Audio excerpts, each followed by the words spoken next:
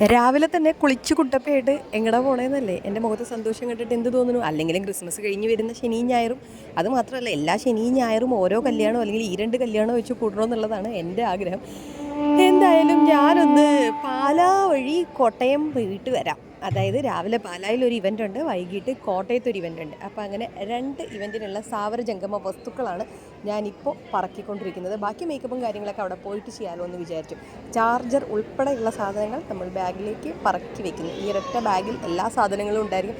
ഒരു ഡ്രസ്സും കൂടെ എക്സ്ട്രാ എടുത്തിട്ടുണ്ട്. ഇൻ കേസ് നമ്മൾ പോകുന്ന ഡ്രസ്സിന് എന്തെങ്കിലും ഒരു പ്രശ്നം പറ്റുകയാണെങ്കിൽ കോമ്പൻസേറ്റ് ചെയ്യാൻ പാകത്തിനുള്ള ഒരു ഡ്രസ്സും കൂടെ. അങ്ങനെ ഫുൾ ബാഗ് പാക്കിംഗ് പരിപാടിയൊക്കെ കഴിഞ്ഞു. ഈ മാസ്ക് ഞാൻ ഉപയോഗിച്ചതാണോ അല്ലയോ എന്ന ചെറിയൊരു സംശയം എന്നിൽ ഉണ്ടായെങ്കിലും പൊടി പ്രതിരോധിക്കുക എന്നതാണ് നമ്മുടെ ഉദ്ദേശം എന്നുള്ളത് കൊണ്ട് ഉള്ള മാസ്ക് തന്നെ വെച്ചിട്ട് പോയി. അപ്പോൾ അങ്ങനെ 2, 3, 4 യെസ്, നമ്മുടെ സംഭവമൊക്കെ എത്തി. ഇനി ഇവിടെ നിന്ന് മെല്ലെ കയറി പോകാം. ലിഫ്റ്റിൽ കയറിയിട്ട് ഗ്രൗണ്ട് ഫ്ലോർ പ്രസ് ചെയ്തില്ല എന്നുണ്ടെങ്കിലേ ഞാൻ ആ 4th ഫ്ലോറിൽ തന്നെ നിൽക്കേണ്ടി വരും കേട്ടോ. അപ്പോൾ അതൊക്കെ കഴിഞ്ഞു. അങ്ങനെ പോകാൻ തയ്യാറായി. നമ്മുടെ കുട്ടപ്പൻ വണ്ടി ഇവിടെ റെഡിയാണ്. കുട്ടപ്പൻ ഇന്നലെ സർവീസൊക്കെ കഴിഞ്ഞ് വന്നതാണ്. അതിന് ചെറിയ അഹങ്കാരമുണ്ട്.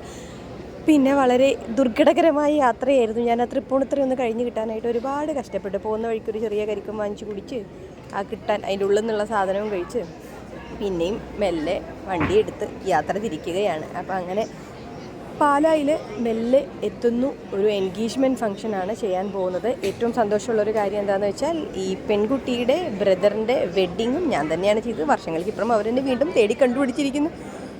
സന്തോഷം, സമാധാനം.